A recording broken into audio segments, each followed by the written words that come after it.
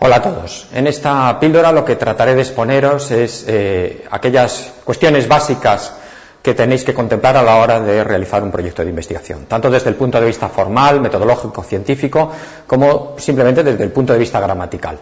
Recordaros cuestiones que probablemente todos habéis pensado, pero que es muy importante que tengamos presentes, porque un proyecto mal elaborado da una mala impresión, y eso es lo que queremos evitar ante todo. En este índice reflejo las diapositivas entre paréntesis. Podéis ir a cada uno de los apartados en función del interés que suscite el mismo. He cogido un modelo en apartados de un proyecto que es la convocatoria FIS de este año, la convocatoria FIS del año 2011. En ella están recogidos todos los epígrafes que contempla la misma y, por lo tanto, todo aquello que tendréis la obligación de cumplimentar cuando realicéis un proyecto. Y, en primer lugar, yo quería hacer unas consideraciones sobre cosas que tenéis que tener, cosas que realmente conocéis, pero que es importante que mantengáis en la mente. Evidentemente, aunque es muy latoso y a nadie nos gusta, hay que leerse la convocatoria. Debes de identificar si existieran o existen incompatibilidades entre tu dedicación o la de alguno de tus colaboradores. Es muy frecuente, y si vas a ver las resoluciones provisionales del FIS, ver proyectos que son directamente rechazados porque existe una incompatibilidad entre los distintos investigadores, porque forman parte de otros grupos y tienen proyectos vigentes. Tienes que entender cómo funciona la aplicación, familiarízate con ella. Lee atentamente el apartado de preguntas frecuentes. Este es un apartado del cual se dispone en la propia aplicación y en el cual surgen muchas dudas y nace y se enriquece a través de las que van haciendo los usuarios. Regístrate, evidentemente, identificas, esto es fundamental, qué área de conocimiento tienes tú, considerarías que es la adecuada para tu proyecto en base de lo que propones. Planifícate. Ponemos 2 o 3 meses, pero ya sería un buen momento empezar ahora. Es decir, las convocatorias hasta ahora han sido anuales y por lo tanto tienes un año desde la última para ponerte a trabajar. Probablemente en tu institución, en la fundación de tu institución o aquellos encargados de la investigación en tu hospital tengan los documentos del año pasado y suelen ser muy parecidos siempre. Es importante para aquellos que empezáis que contéis con mentores. El mentor es una figura que en el mundo anglosajón está realmente potenciada. Es aquella persona reputada con una reputación científica sólida que se siente capaz y tiene interés en acoger, orientar e iniciar los primeros pasos de un investigador Nobel. Es muy importante y esto sería importante para aquellos que empezáis. También puedes buscar colaboradores que te ayuden en algunos de los aspectos del proyecto. Y finalmente, revisa el proyecto y date al menos un mes como mínimo para que tengas tiempo suficiente. No lo hagas la noche anterior porque eso te llevaría a tener un resacón tremendo y probablemente encontrarte en circunstancias y con errores que no hayas detectado. Todo en esta vida requiere una estrategia y esto es como un negocio también. Tienes que contar con qué campo y qué competencia hay en ese campo en el cual yo tendría interés en participar. La competencia es un aspecto realmente importante a la hora de moverse dentro de lo que es la investigación. Tienes que identificar también los recursos que dispones para realizar el proyecto, tanto en tus medios como si puedes contar con socios. Evidentemente, si cuentas con colaboradores, tienen que estar preparados y realmente responder a las preguntas y a los problemas que tú encuentres, ¿no? A lo largo de, por ejemplo, desarrollar una metodología. Si tienes acceso a proyectos exitosos, es conveniente que los revises. Realmente te aportarán información valiosa. Y de nuevo, lee y relee las instrucciones. Y si puedes, busca la opinión y las críticas de tu proyecto. Estas son 10 preguntas básicas. Y las 10 preguntas básicas las resumo en 3. ¿Tu propuesta es novedosa? ¿Es realmente atractiva en el campo? ¿Responde a una hipótesis nueva o realmente plantea nuevas alternativas a las soluciones que se han dado al problema hasta ahora? ¿La metodología que utilizas es realmente adecuada para el proyecto? ¿Dispones de experiencia en el equipo de investigación? ¿Los investigadores están cualificados? ¿Tienes todo lo necesario para realizar el proyecto? ¿En tu institución dispone o puedes subcontratar? Todas estas son preguntas que has de hacerte, porque lo que no puedes es proponer un experimento o una metodología que después no puedas desarrollar en tu institución. Consejos comunes. Pues el proyecto tiene que ser consistente. Tú tienes que ser el GPS que guía a los revisores a través del proyecto. Es decir, tienes que marcar los hitos, tienes que marcar los apartados, tienes que dirigir el revisor a través de todos los apartados del proyecto para que encuentre coherencia en el mismo. Demuestra además que conoces la literatura. La hipótesis has de enfatizarla todo lo que sea necesario, es el alma del proyecto, y deja clara tu credibilidad como investigador. Aquí tienes que apoyarte en lo que has hecho, en los datos que tengas sobre la propia investigación o en los de tus colaboradores. El primer apartado dentro de la estructuración de un proyecto es el de antecedentes y estado actual. Incluyo en el mismo la bibliografía porque están íntimamente ligados. Aquí tienes que dejar bien claro por qué el tema es importante y por qué es novedoso. Es decir, demuestras por un lado que conoces el tema y por otro lado que además tú propones unas nuevas soluciones o encuentras lagunas en el mismo y que tú vas a rellenarlas con tu investigación. Tienes que valorar las preguntas relevantes en el tema, resaltar aquellos resultados que sean trascendentes y, por supuesto, resalta aquello que te va a dar de resultado y que va a tener una consecuencia, bien sea terapéutica, bien sea diagnóstica, tecnológica, sobre salud pública, económica, sobre la propia sociedad. Estrechamente vinculada están los antecedentes con la hipótesis y los objetivos, ya que la hipótesis se asienta sobre los antecedentes. Por lo tanto, sé todo lo minucioso. En este apartado contarás con 3 hojas para poder desarrollar ampliamente los antecedentes. Evidentemente, va directamente ligado con la bibliografía y esta debe ser la necesaria. En esta solamente dispondrás de una hoja. Por lo tanto, tienes que poner bibliografía esencial. No es necesario que seas excesivamente prolijo. Y, desde luego, no olvides incluir a autores que puedan ser potenciales revisores y que realmente tienen citas que merecen ser citadas. Hipótesis y objetivos. La hipótesis es el alma del problema. En otras píldoras se habla también de la hipótesis y te recomiendo que acudas a las mismas. La hipótesis podemos definirla como una explicación teórica de un problema, proponiendo soluciones prácticas. Por lo tanto, identificas el problema, lo defines y tienes que tener en cuenta que el problema no es un dato, sino que es una construcción lógica a partir de datos. Y se apoya, como es lógico, en la experiencia y los conocimientos, es decir, en los antecedentes que has expuesto previamente. La hipótesis al desarrollada debe de ser esa proposición que relaciona la causa y un efecto. Tienes que ser capaz de verificarla empíricamente, porque de hecho un proyecto tiene un apartado de metodología y en él es donde tendrás que explicar cómo piensas resolver esa hipótesis. Debes de redactarla en una frase corta, afirmativa y sencilla. Y en la formulación puedes relacionar 2 o más factores del estudio, que es lo que denominarás variables, 2 o más o varios. Puedes incluso tener varias hipótesis. Formulada, pero no excesivas. Formulada con claridad. Como ya hemos comentado, que sea compatible con el conocimiento. Es muy importante que se sustente en la bibliografía y en los antecedentes, y tiene que ser necesariamente verificable, bien sea confirmada o refutada por los experimentos que tú propones en el proyecto. Los objetivos son el motor del proyecto, es decir, tras la formulación de la hipótesis, los objetivos son la guía que hace que el proyecto se mueva. Deja claro que tienen una relación con la hipótesis. Si tienes más de una hipótesis, como he planteado, tiene que desarrollarse objetivos para cada una de las mismas. Puedes, evidentemente, escoger un objetivo general, pero los objetivos han de ser concretos y deben de ser fácilmente identificables. Es decir, no puedes confundir y mezclar unos objetivos con otros. Debes de señalarlos con un apartado número 1, objetivo 1, número 2, objetivo 2, y que sean concretos. No debes de confundir jamás los objetivos con las metas a largo plazo. Esos son unos beneficios futuros y potenciales del proyecto, pero no es un objetivo de tu proyecto. Los consejos, pues como te he dicho, dirigen la investigación. Tienes que comenzar con un verbo en infinitivo, es lo correcto, y los verbos que sugiero aquí los puedes ver, determinar, identificar, etc. Y no empezar con conocer, estudiar o comprender, porque estos hacen más relación con el acto de investigar, es decir, es la aplicación ya de la metodología. Por lo tanto, redacción específica, evita unir 2 o más objetivos, sepáralos claramente y lo que te he dicho, si puedes plantear o planteas un objetivo general, luego tienes que desarrollar necesariamente los particulares. Por lo tanto, los objetivos tienen que ser precisos, con un lenguaje sencillo y sin ambigüedades, concisos, medibles y alcanzables. Sé siempre realista. Demasiados objetivos son una causa de rechazo del proyecto, como verás. Este es un ejemplo de una hipótesis.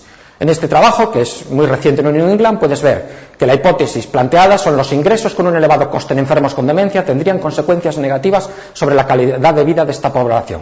Lo que quiere demostrar con los objetivos es qué frecuencia tienen, los factores asociados a ese incremento de ingresos, analizar la relación entre la frecuencia de ingresos e identificar los factores relacionados. Por lo tanto, si quieres familiarizarte, te sugiero que en la introducción de muchos artículos científicos identifiques hipótesis y objetivos, que es lo que suelen hacer los autores cuando redactan un artículo. Los proyectos coordinados, brevemente, quizás no sea el caso, pero tienes que de nuevo definir los objetivos para cada proyecto y además correlacionarlos y determinar e identificar los mecanismos necesarios de coordinación. No me detendré nada más en este apartado porque probablemente para alguien que empieza es secundario. La metodología es importantísima. Tienes que dejar bien claro el diseño que utilizas, los objetos objeto de estudio, las variables que utilizas, qué material y métodos utilizas, qué recogida y análisis de datos haces y las limitaciones del estudio. En muchas otras píldoras de las que aquí podrás acceder, esto se explica con mucho más detalle. Pero en esta no quiero dejar de recogerlo y dar unas pinceladas que llamen la atención sobre la importancia de la misma. Destaca siempre lo que sabes al escribir un proyecto. Los revisores valoran muy positivamente que tú tengas experiencia en lo que propones. Si dispones de publicaciones, datos preliminares, no sientas pudor, déjalos y exprésalos y manifiéstalos, escríbelos, identifícalos. Eso hace que el proyecto sea creíble. Explica la calidad de tus datos o la de otros datos de otras personas, cómo ampliarás el tamaño de la muestra si te mueves en el mismo ámbito de investigación e interpreta tus resultados siempre de forma crítica. Establece dónde están las limitaciones, establece dónde podrías encontrar obstáculos y siempre cómo superarías los mismos. Por lo tanto, describe con detalle la metodología, organízala de una secuencia lógica, de nuevo, lleva al revisor y si propones unos experimentos o se trata de estudiar una población, existen pasos previos que no pueden ser suplantados por los pasos que posteriormente tienes que dar, es decir, lleva una relación lógica. Si trabajas en un ámbito experimental o tienes que reclutar a una población, no se te puede caer el trabajo porque uno de los experimentos falle, es decir, tienes que dar alternativas. Si utilizas métodos que sean novedosos, explica por qué los utilizas, por qué son mejor que los consolidados, dado que los consolidados tendrás el apoyo de la literatura, pero en los novedosos probablemente tengas que demostrar que realmente aportan algo sobre los ya consolidados en este tipo de estudio que tú pretendes. No relegues información relevante a los apéndices, pueden no ser vistos. Y ten en cuenta que la impresión que hagan del proyecto puede ser en blanco y negro, por lo tanto, mucho cuidado en utilizar color en las figuras. Por lo tanto, en todo diseño general de la investigación, los enunciados básicos son el tipo de estudio, si es exploratorio, descriptivo, experimental, etc. En el tiempo, ¿cómo es? ¿Es prospectivo o retrospectivo? El tipo de diseño, si son cohortes, casos controles, ensayos clínicos, etc. Esto has de manifestarlo cuando escribes la metodología. Los métodos. Debes de definir las variables operacionales, tipos de variables, procedimientos que emplearás para alcanzar los objetivos. ¿Cómo recogerás la información? ¿Cómo la sistematizarás? Y los evaluadores la emplean para examinar, por un lado, tus conocimientos del tema, tu experiencia en el mismo, tu capacidad de planificar y, por supuesto, la utilizan para valorar luego el presupuesto que vas a solicitar. Por lo tanto, la metodología es muy importante que se haga clara y sistemáticamente. Y ya finalmente, en este otro apartado, si vas a realizar procedimientos que utilizan animales humanos o bien material o procedimientos peligrosos, pues es conveniente que digas cómo vas a manejar estos asuntos. En el caso de la investigación de humanos y animales requieren la aprobación de determinados comités y por lo tanto has de demostrar que estás en ello y que lo estás haciendo, pidiendo esas aprobaciones. Y si en aquellos métodos que no tengas experiencia, puedes incluir colaboradores que efectivamente demuestren que van a trabajar contigo. Si vas a realizar un análisis estadístico, evidentemente has de incluir los programas que son y qué tipo de análisis realizas. El plan de trabajo. El plan de trabajo es un chequeo personal. Ya cuando vas a proponerte hacer el proyecto, deberías de hacerte un plan de trabajo a la hora de redactar el proyecto. Es un calendario. Todo hito, toda acción tiene que tener una fecha de inicio y finalización. Tiene que tener un responsable, quienes participan y la realizan. Tienes que tener bien identificadas todas las fases del proyecto. Y siempre considera, y eso demuestra tu madurez, que ante posibles eventualidades te salvaguardas con un tiempo buffer. Esto lo hacen mucho en la actividad industrial. Puede haber un retraso en que los proveedores te envíen algo. Pues aquí es igual, tú puedes tener un retraso porque un experimento no funciona, porque un proveedor te sirve mal. Bueno, pues eso tenlo en cuenta. Este sería un diagrama de Gantt. Es accesible de forma gratuita en la dirección que aquí te expongo, pero también al final habrá varias páginas web, todas gratuitas, que son extremadamente útiles. La experiencia del equipo es fundamental. Yo te he dicho, si no la tienes, es muy positivo que busques un mentor. Un mentor aportará esa experiencia que los revisores no encontrarán en tu persona o en tus colaboradores. Si no puedes tener un mentor, solicita al menos o consigue tener socios con experiencia. Los miembros que participan en el equipo tienen que servir para el proyecto en sí, no pueden ser un relleno, y eso se nota mucho. Es decir, tienes que tener personas que hagan tareas y tengan experiencia. Toda la experiencia, no solo la tuya, sino la de tus colaboradores, la tienes que exponer en la metodología o en los antecedentes. Por lo tanto, ten en cuenta este aspecto. Plan de difusión y resultados es otro apartado que está contemplado, y en esto tienes que hacer la significación, resaltar de nuevo, aunque ya lo has hecho probablemente en antecedentes. ¿Qué significación clínica, tecnológica, para la salud, económica o social tiene? Y el impacto que esperas tener en función de otros trabajos que se desarrollan en el campo. ¿Qué congresos acudirás? Todos estos hitos deberías de incluirlos en tu plan de trabajo. Da una evidente muestra de madurez que tú no solamente completas un aspecto experimental, sino que además sabes que no está el trabajo terminado hasta que lo publicas. Y si fuese susceptible de patentes, pues también evidentemente es positivo para tu proyecto. Los medios de que dispones. Tienes que identificar los que ya tienes, los que tiene la institución, los que puedes obtener a través de otras instituciones. Si no los tienes, ¿cómo los vas a subcontratar? Por ejemplo, un animalario no necesariamente puedes tenerlo, pero puedes subcontratarlo. o aquellos colaboradores externos de otras instituciones que contigo van a hacer posible el proyecto. Por lo tanto, esto hay que dejarlo claramente definido e identificado, porque es una de las dudas que pueden surgir a los revisores. Esta persona me propone un proyecto extremadamente atractivo, pero es que no tiene medios para realizarlo. El presupuesto. El presupuesto, como te he dicho, igual que en el plan, demuestra la madurez que tienes a la hora de elaborar el proyecto. El presupuesto nace de la metodología, evidentemente. Justifica lo necesario. El contenido, pues puedes tener desde equipos que quieras adquirir, reactivos, bien sea experimentación con animales, personal que necesitas contratar, seguros que puedes tener que contratar si es que es un ensayo clínico, viajes y gastos editoriales, etc. Sé realista, no hagas cosas por rellenar y deja claras las necesidades que tienes de personal, y cuando así lo hagas, utiliza las tablas salariales del organismo convocante. Ten en cuenta que hay cosas difícilmente justificables. Es difícil justificar un ordenador porque en las instituciones hay ordenadores y se supone que es de eso de que lo que ya dispones. Sé completo y conciso y ten en cuenta presentes o las posibles desviaciones que puedan surgir. Si tienes consultores externos y hay que abonarlos, pues contémplalo, y si hay un animalario, los costes del animalario. Anexos o imágenes. Bueno, como ya te he dicho ahí, utilízalo lo menos posible. Puedes incluir figuras o tablas que creas que son relevantes, y siempre que lo hagas, lleva a los revisores a que vayan a los anexos o a verlos, o a los apéndices a verlos, y que no los pasen por alto si es que hay información que tú quieres que sea realmente visible. En las imágenes puedes incluir escaneadas los acuerdos de colaboración, por ejemplo, con el animalario. Eso demuestra que efectivamente ya has hecho y que conocen tu proyecto y que son capaces de desarrollarlo. Has de tener en cuenta que en determinadas circunstancias un animalario puede no aceptar tu proyecto. El resumen. Esto es importantísimo. También se ha comentado en otras píldoras. Tiene que ser completo. No dudes en emplear todo el espacio que te den. Evita el tiempo pasado y la primera persona. Y escríbelo siempre en último lugar. Ya tienes todos los apartados cumplimentados y esto es el resumen de todo. Recuerda que se emplea no solamente para evaluar tu proyecto, es lo primero o lo segundo que se lee el revisor, sino que en ocasiones queda guardado en bases de datos y es lo que queda como acceso al público. Por lo tanto, es extremadamente importante. Si empleas el inglés, que evidentemente en esta convocatoria hay que hacer el resumen también en inglés, tienes que elaborarlo en inglés, ten en cuenta que te lo vea un revisor cualificado. El título. El título tiene que ser específico y descriptivo, es decir, que deje claro qué vas a hacer. Si remites el proyecto de nuevo porque te lo han denegado y simplemente has conseguido reevaluarlo y crees que es competitivo, mantén el mismo título. Aproximadamente un consejo se mueve en que un título no debería sobrepasar los 56 caracteres, incluyendo espacios. Este es un ejemplo de un resumen del NIH. No pretendo que lo leas porque realmente es difícil leerlo aquí, pero sí que te invito a que visites esta página web, que la tendrás accesible en la última diapositiva.